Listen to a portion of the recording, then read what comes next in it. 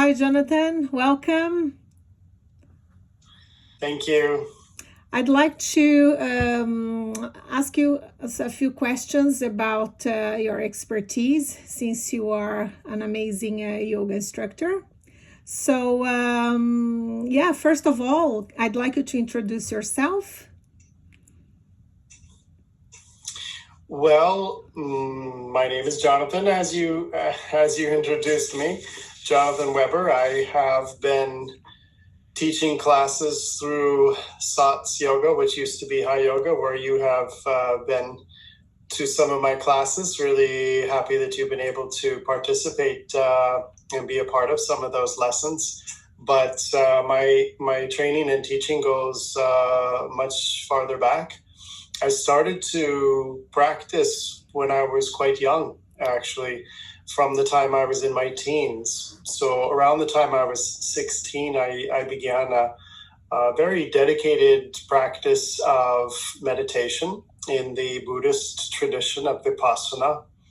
And I also around the same time became very interested in yoga practice.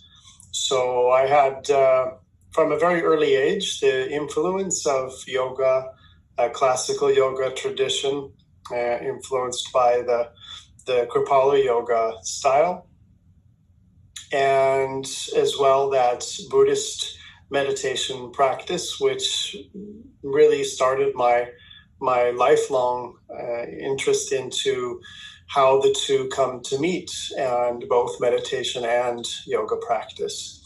So I had quite a journey in that way from the time I was young to now I'm in my 50s. So it's been a few decades of practice. Yeah. So would you like me to go into any aspect of that journey? Well, yeah, you are a yogi, a complete yogi. So you have incorporated the whole spirit of yoga, the essence of this ancient practice, and for so many years. So how I have an extra question. How does it impact you? Within your family, is everybody in your family, you know, interested in yoga, or as well as you? Yeah, that sometimes it's an interesting question that I get sometimes. I have also taken the path of a householder, not just a yogi that is living as a hermit in the forests of India.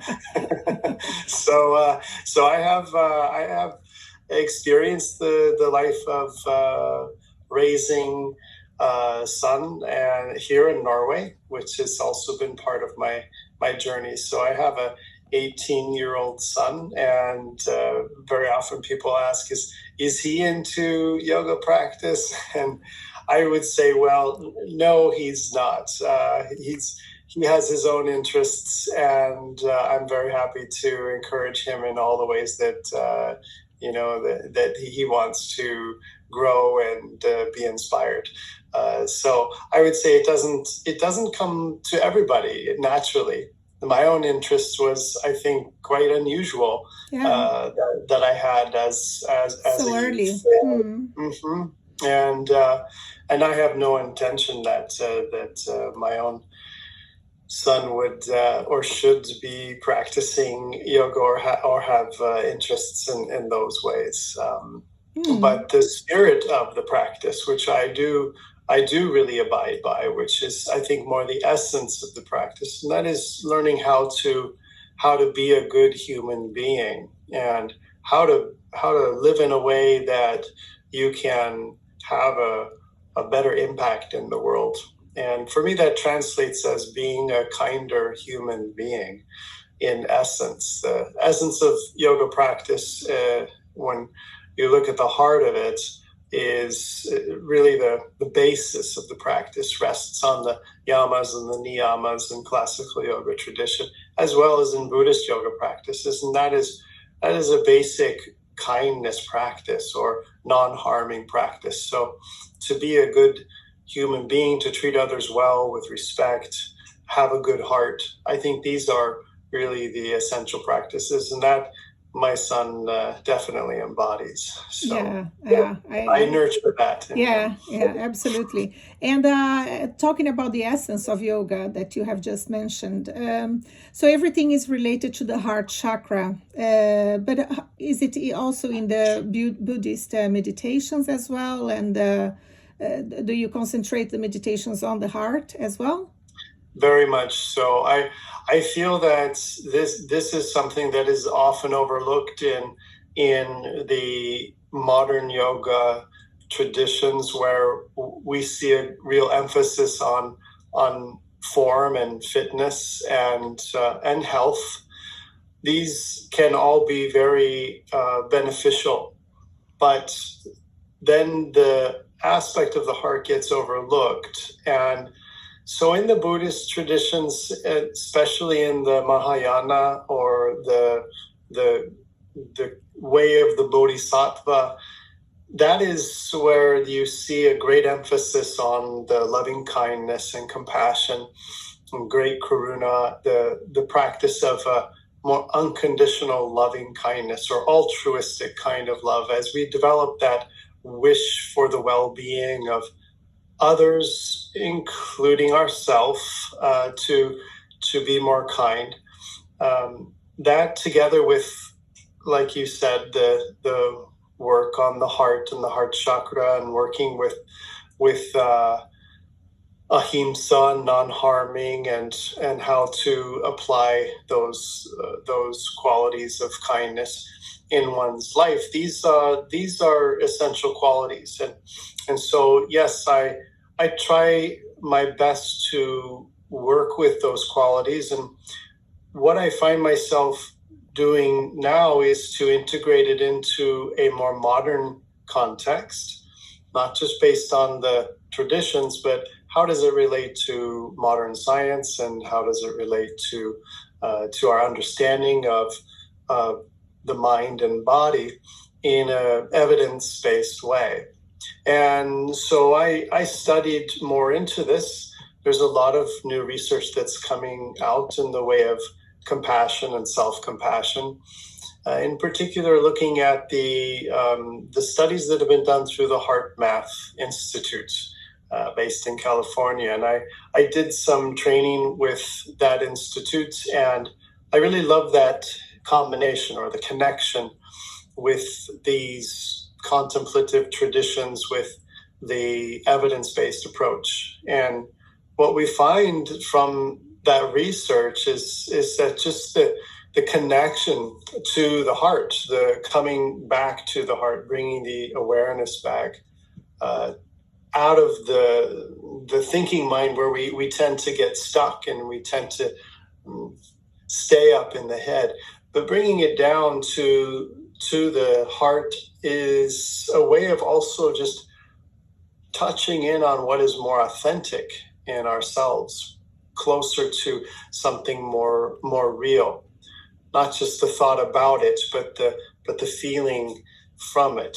That's really where we can access a greater sense of balance or inner peace, well-being, a sense of peacefulness and well-being. That those qualities, those are what I find connected to the heart, as well as the more known qualities connected to the heart, like joy and compassion and love, empathy, connectivity, and all those ways which we connect to the heart with others. And that's so in need nowadays, right? With so many crazy things happening in politics and the world that it is right now.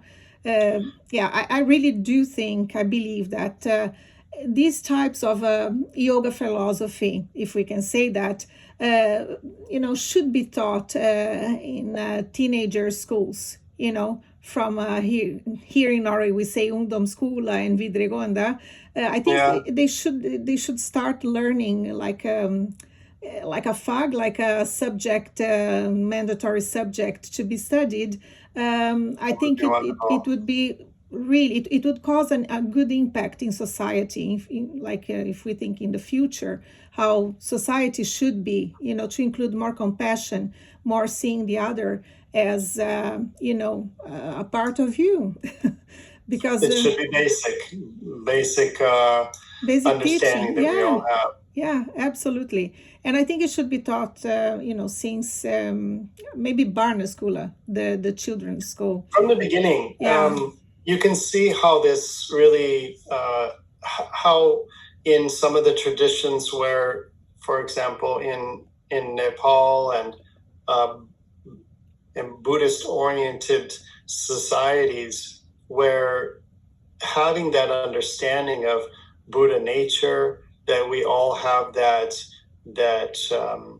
original goodness in us, and that we can look to that in others, and that we can treat each other with that same kind of that we are all Buddhas in disguise. Yes. We all have that as our essential nature. If we were to take that view, then how it affects the way that societies operate, how people treat each other, that basic level of love and kindness and respect that is a result. And I have witnessed that for myself, being around and spending time in Buddhist cultures. That has really had a profound effect on me. And I do believe that that if we shifted our worldview in that way, and that can be just with that basic kindness as a core value. I get inspired when the Dalai Lama, who is the head of the political and spiritual head of the Tibetan Buddhists, how he says, "My religion is kindness." And that kind of summarizes the core values there. Yeah. And that's what he teaches. That's basically what he goes around proposing, that we practice more kindness, gentleness towards each other. And as you said, the world is in a crazy place. But I think that what we see is a breakdown, a loss of a lot of those core values, where those in power are taking advantage of the divisiveness that pits us against each other, whether it's in views or prejudices, and taking advantage of that. So, I mean, that is very often how tyrants and dictators work, is they work off of people's fears, and they pit people against other people, and it creates factions, and that's easy to manipulate.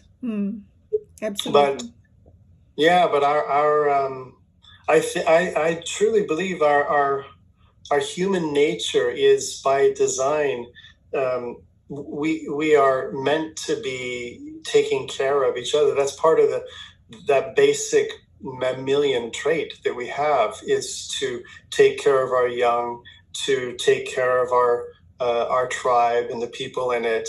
And that's it's part of our survival mechanism built in, but it's also just hormonally built into us, that we feel good when we take care of other people, when we help other people, when we are kind. We feel good. We have the oxytocin and all the other good hormones that are released. So I think that I trust in humanity that's more close to our original nature, is to be kind towards each other, but we need to also nurture it, or we can lose touch with it.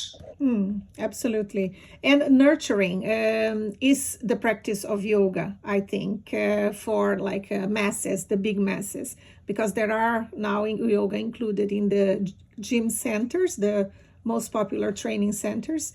And that's another question that I'd like to ask you. How can you introduce this beautiful philosophy that everything that you said, you base yourself into it?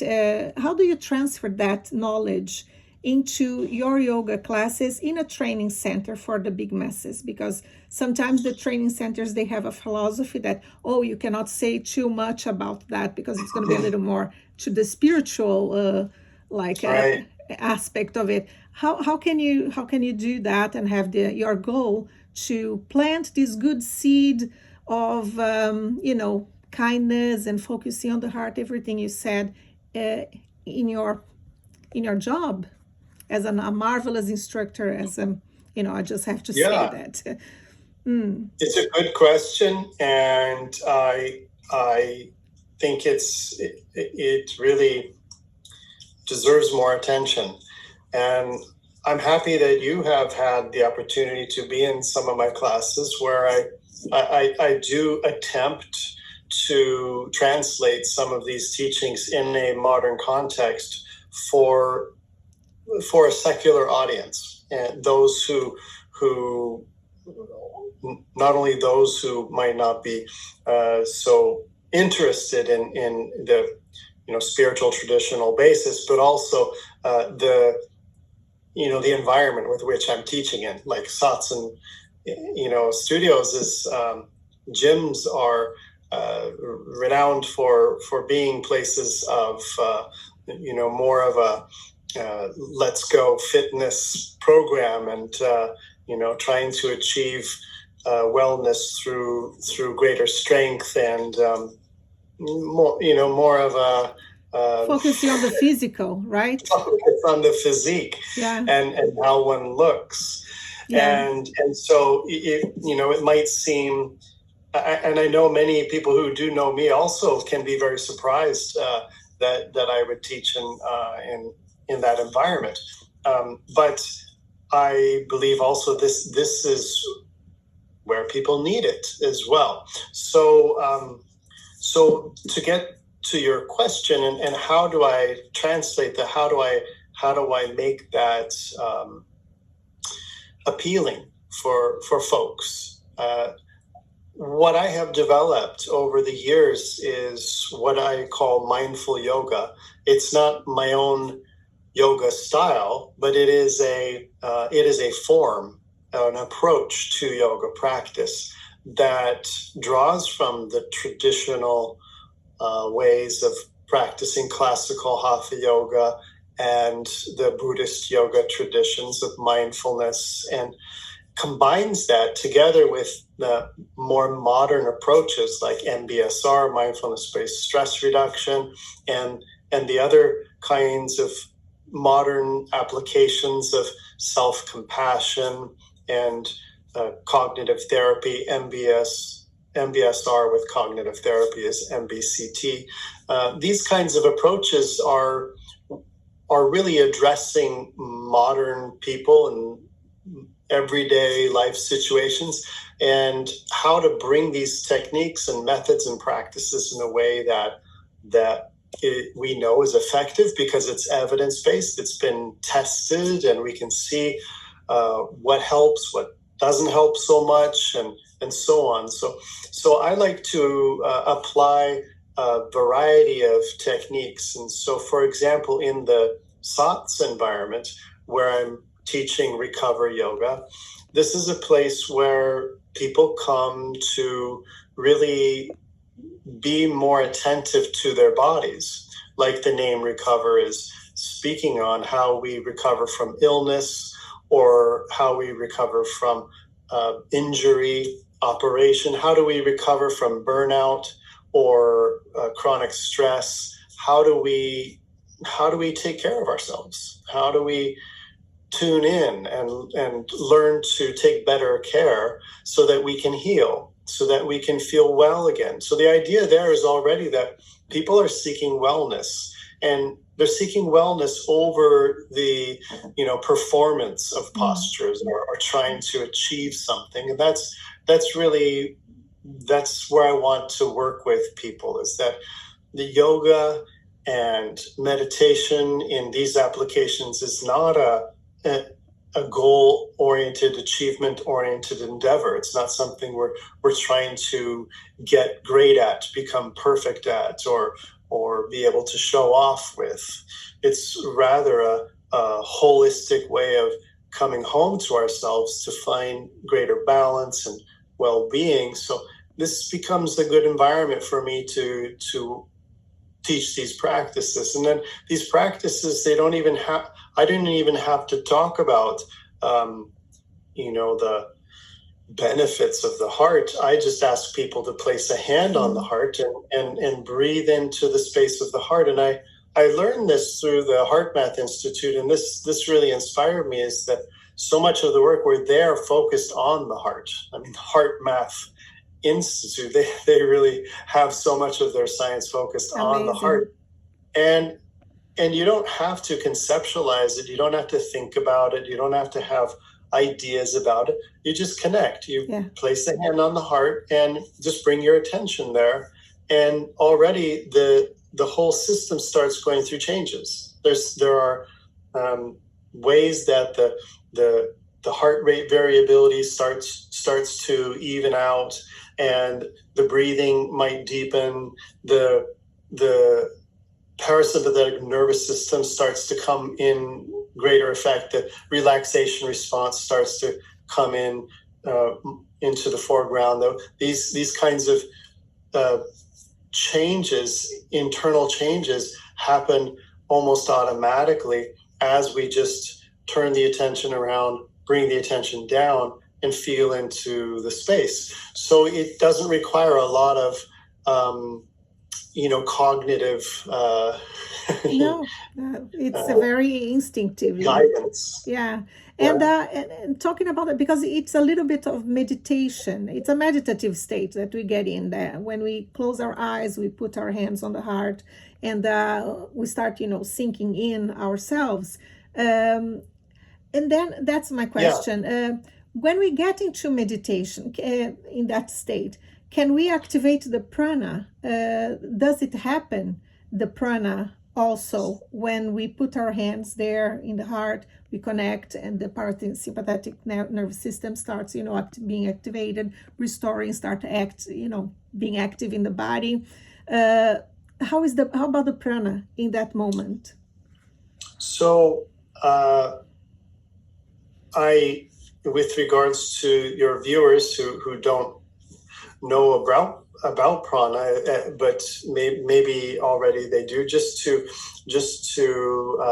bring back that understanding of prana, that this is in the Indian traditions and in other traditions, but in yogic traditions, where the Sanskrit word prana, it refers to the life force, the animating life force in the body, which moves in different ways. So there are different kinds of prana,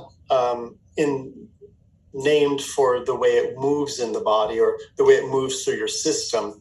But prana is just the life-giving, animating principle, the energy that moves through us. And so in this way, it's connected to the breath. As we breathe, we receive prana. And so the movement of prana is very much connected to our own breathing. And I really think that just being aware of and allowing deeper breath already starts to activate the flow of prana in a more beneficial way, or increasing the flow, or having more prana in the body available, that ability to sense into our own breathing. So in the exercises that I do, for example, in the Recover class, we work with a more naturally deep breathing, rather than trying to just hyperventilate or bring more breath, like more breath equals more prana, and therefore it will all be better if we just breathe faster or more. It's not working out that way. But the ability to increase the volume of the breath and so increase and deepen or lengthen the volume of the breath. This is one aspect that is a part of pranayama practice in the yoga traditions. So that extending the breath, making it a little bit longer, the ability to have more breath in the body. So very often as we age, we tend to get more contracted, more constricted. The breath becomes impaired in different ways. And so we don't breathe as deeply. And the ability to just bring the awareness to the breath, how we breathe, and play with those two aspects. So I like to do that in the classes, and some of the classes that you've been in, we do that in the beginning of the Recover class. So I like to place a hand on the belly, a hand on the chest, around the heart. So we have the heart connection. And then the hand on the belly allows the awareness to drop and feel down into the diaphragm. And it's in the diaphragm that we can allow the breath to deepen and expand, because very often we just end up breathing up into the chest. And that is a limitation if we're only breathing using the rib cage or the chest. But to be able to access through the diaphragm, the breathing deeper down, which is sometimes called diaphragmatic breath or deep belly breathing. We don't physically breathe into the stomach, but as the mechanics work, as we are able to relax a little bit more and drop with the breath and through the diaphragm, the ability to expand the breath, that's one aspect. And then the ability to also lengthen the breath through breathing longer, slower, and expanding the breath as you inhale, the capacity that way. That in itself, it's a mindfulness exercise to be aware, listening, feeling into the breath, to stay present with the breath. Then as we breathe longer with more slow, even rhythm, sama vritti in the yoga traditions is a very basic practice that we do there. And I don't use generally, I never talk about the Sanskrit terms. I just invite people to feel into the breath, how they might feel the breath moving a little deeper, a little slower than usual, and bringing the awareness to rest there, maybe giving them a rhythm and then stay with that rhythm 5 or 6 seconds on the inhale, and then the same count on the exhale is an optimal way to help balance the nervous system. So these are just simple ways that can work with increasing the flow of prana, that can bring the awareness to the vitality of the body, the heart and the breath, which are just basic vital functions that connect us to a very core essential part of our being and our experience of being alive. And through bringing the awareness there, through slower, deeper breathing, through working with the attention also on the heart, these just naturally begin to expand. That we feel the relaxation. So there is you can call it a relaxation exercise if you want to. But also there are these other elements at work underneath that happen automatically without needing to talk about it as such. How about people with mental health issues? There are many people that have right now, with the chaotic world that we live right now, and there are many people with anxiety or with some phobias, or stressed about the future. How would be a good impact in their lives? Let me reformulate this question. How would it be for a person with mental issues to start practicing yoga? How would it be beneficial for these people with mental issues? Would be helpful? What kind of effects and what kind of practice would you suggest for this? Would you recommend for these people, for these issues? Right. It's a very good question as well. And early on in my teaching career here in Norway, in Oslo, I was a part of the first therapeutic teacher training that happened in Oslo. Maya Tuna was the founder who created the program, and I was one of the co-therapists helping to bring in some of the mindfulness techniques, and we worked together to develop some of the programs in that training specifically for mental disorders such as depression and anxiety, and further into other imbalances that relate to sleep disorders or eating disorders. And there is a very strong argument and a lot of new evidence showing that there is a real connection to using mindfulness and yoga practices to help relieve and benefit those who are suffering in these ways with some of these kinds of conditions. And I myself have gone through a period of my life where I experienced a period of depression and a period of anxiety. That was after the time I moved to Norway. It was a very challenging and difficult time for me, where I went through a divorce. I was here in a foreign country that I didn't have the language. I was raising my son, who was, a year old, and here I am, like I can imagine because I've been there as well. I've been through a divorce, moving here, my first divorce. Yeah, I know. Challenging times. Yeah. So it's a big change. A lot of insecurity, a lot of financial insecurity, and not having the base of your home, of like network and family and all the things, that the resources that you might normally count on, not having that.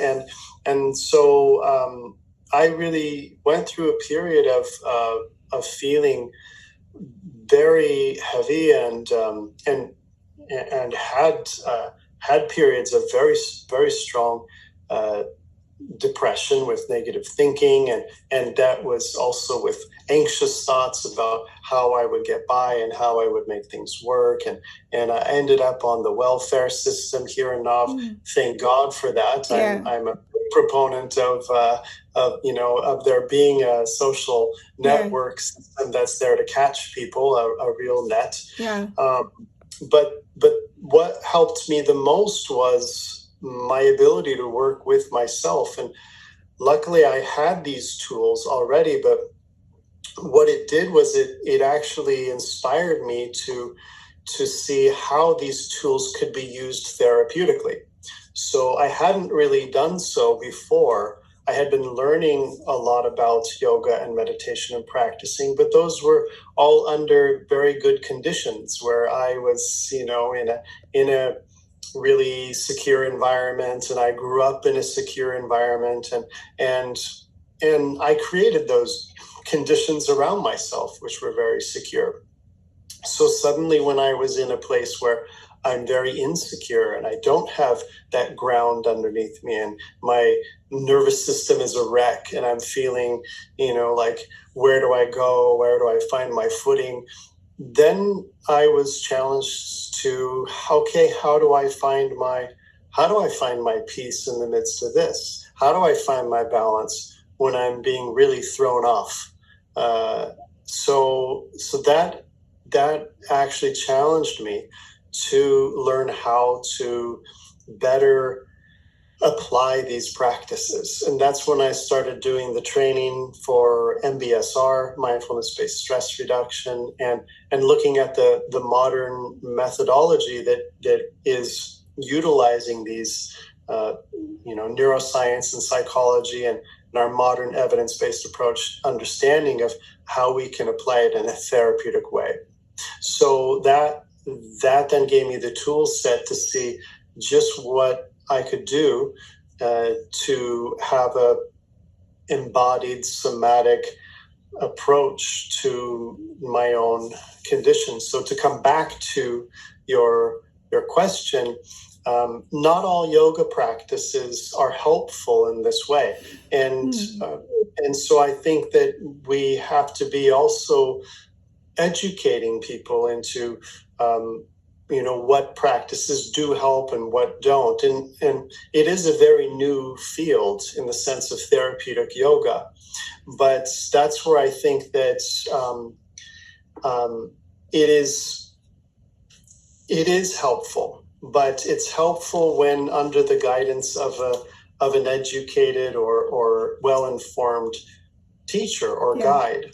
So that's why there is such a thing as therapeutic yoga, and why therapeutic yoga teachers, they learn and study about many of these applications. Yes. And just a regular vinyasa teacher, I don't think has the tool set to be able to, for example, address students with trauma and how to teach in a way that's most beneficial for students with trauma, or that would benefit them in the best way for those who are dealing with depression or anxiety. So I think that what we need is more teachers who are informed of the different kinds of practices that can help. And for example, I would suggest a different practice and a more individualized practice for somebody who is dealing with depression than I would somebody who is dealing with a lot of anxiety.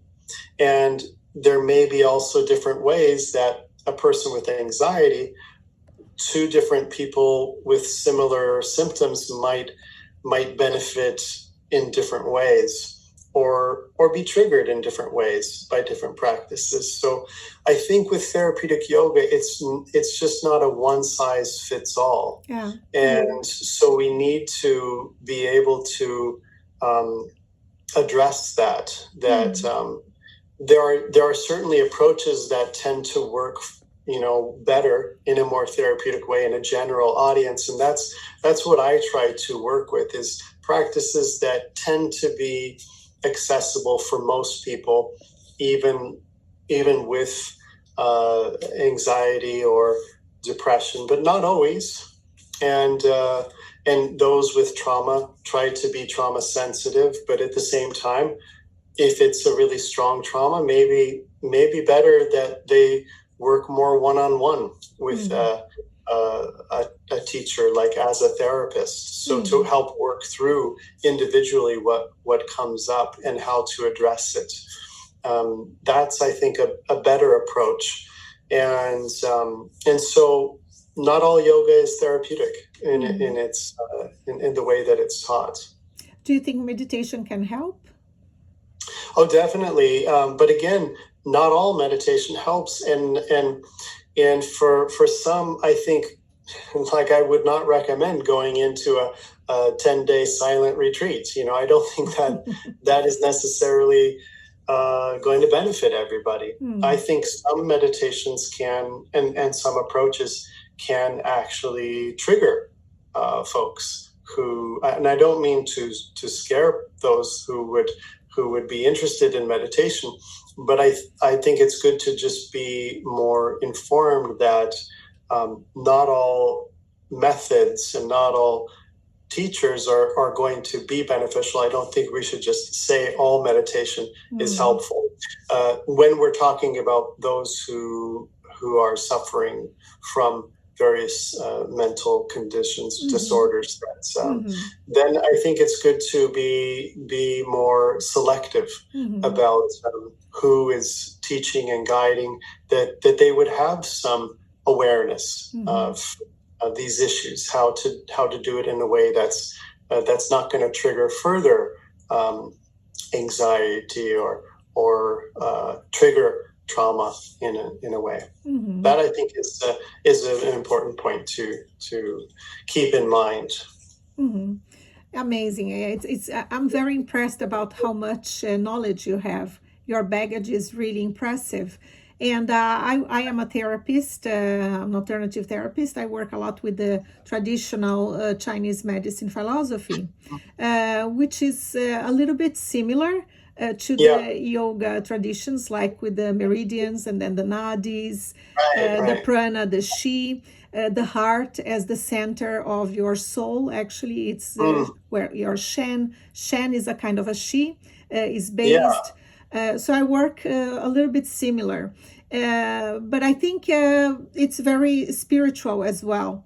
The connection, because we are not only the body, we are actually souls experiencing a physical body. That's what I say. And we are here, as you said, to practice compassion, to practice love, to treat. Oh my God! It's not a tongue Yeah. twister. It's not a tongue twister.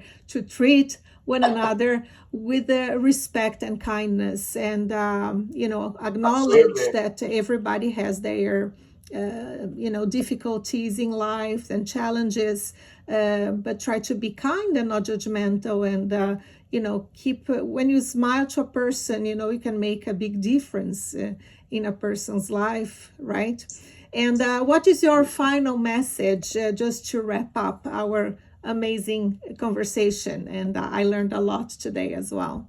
What would you say to people in general, from your heart?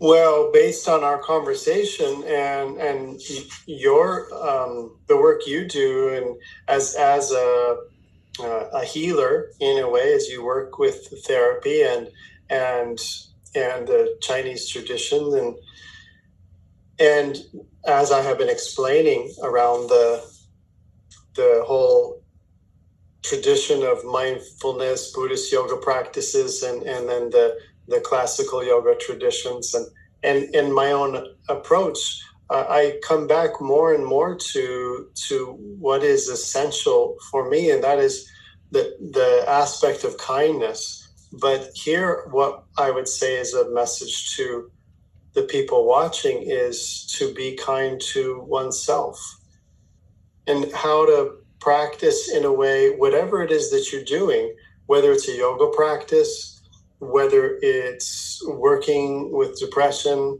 or if it's working with anxiety, or if it's working with something else like the uncertainty of the future, and looking at the world and how crazy it seems, and in so many ways that we might be wondering what to do. How do I apply myself? How can I go further? How can I help and make a difference, whether it's to my body or to the world? And I think we have to just start by being kinder to ourselves. And in whatever way that might translate or mean, be gentler on yourself, be more accepting of where you are and the place you're in and the condition that you find yourself, and that softness, or that ability to be gentler with oneself, not hard on oneself, not with expectations.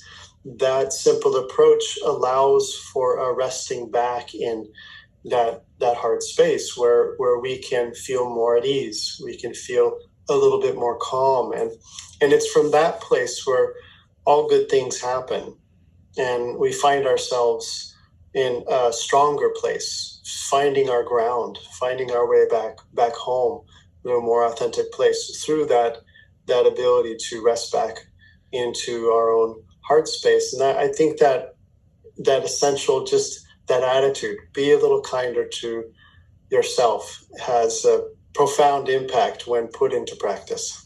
Amazing. Thank you so much, Jonathan, for today. And namaste. Delighting me, breathes delight in you. I hope to see you in the studio again, and welcome to anybody who would like to join me as well to practice. Absolutely. I will write in the description below. You can send to me, and for people that would like to connect, or check your work, and also your retreats. You have retreats abroad and also in Norway. So you'd send me everything, all this good stuff, and then I can put on on the description below. Thank you so much for today. Wonderful. Thank you. Bye-bye. Bye-bye.